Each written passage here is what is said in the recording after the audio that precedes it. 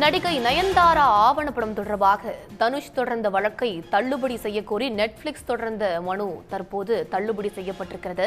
இது குறித்தான கூடுதல் தகவல்களை வழங்குவதற்காக நம்முடைய சிறப்பு செய்தியாளர் ரமேஷ்குமார் இணைகிறார். ரமேஷ், கூடுதல் தகவல் என்ன? நடிகை நயன்தாராவுடைய திருமண ஆவணப்படத்துல நானும் ரவுடிதான் படப்பிடிப்பு அந்த காட்சிகளை பயன்படுத்தி எதிர்ப்பு தெரிவித்துதான் 10 கோடி ரூபாய் இழப்பீடு கேட்டு நடிகர் தனுஷனுடைய ஒன்றரை நிறுவனம் சென்னை உயர்நீதிமன்றத்துல அந்த சிவில் வழக்கு ஒன்றை தொடர்ந்திருக்கிறது. இந்த வழக்கு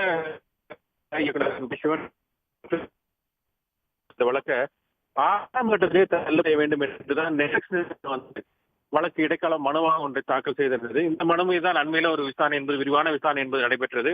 நீதிபதி அப்துல் குத்தூஸ் முன்பு நடைபெற்ற இந்த வழக்கு விசாரணையின் போது நெட்ஃபிளிக்ஸ் தரப்பில் என்ன தெரிவிக்கப்பட்டது என்றால், இங்கு வழக்கு தொடர்வதற்கு சென்னை உயர்நீதிமன்றத்தில் வழக்கு தொடர முடியாது என்றும், ஒன்னா காஞ்சிபுரம் நீதிமன்றத்திலேயோ அல்லது நெட்ஃபிளிக்ஸ் நிறுவனம் அமைந்திருக்கக்கூடிய அந்த மும்பை நீதிமன்றத்திலேயோ இங்கு தொடர முடியாது என்றும், அதே போல இதுல பதிப்புரிமை சட்டத்தின் கீழே வழக்கு தொடர முடியாது என்றும் கடுமையாக எதிர்ப்பு தெரிவிக்கப்பட்டது.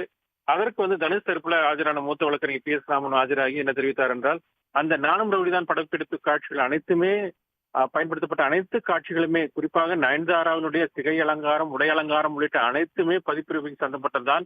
எனவே அது எங்களுக்கு இந்த தயாரிப்பு நிறுவனத்துக்கு சம்பந்தப்பட்டது என்பதனால அது பதிப்புரிமை சட்டத்தின் கீழே வழக்கு தொடர முடியும் என தெரிவித்தார்.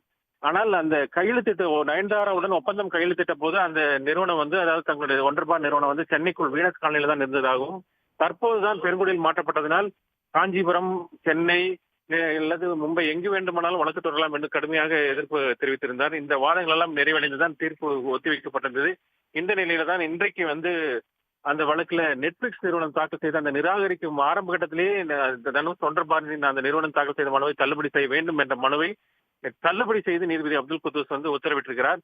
அடுத்த கட்ட விசாரணைக்காக அந்த உரிமையில் வழக்கினுடைய அடுத்த கட்ட விசாரணைக்காக பிப்ரவரி 5ஆம் தேதி வழக்கு ஒத்திவைக்கப்பட்டிருக்கிறது.